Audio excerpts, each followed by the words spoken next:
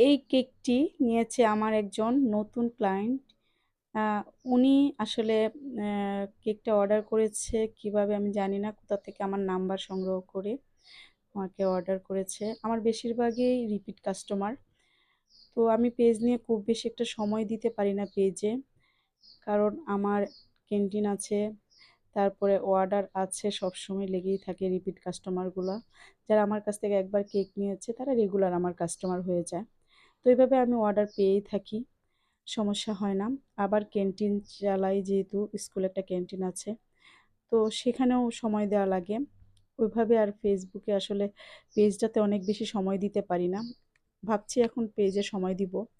তো আপু যখন কেকটা অর্ডার করে আমাকে একটা ডিজাইন দিয়েছিল, বলছিল যে সেরকম করে দিতে।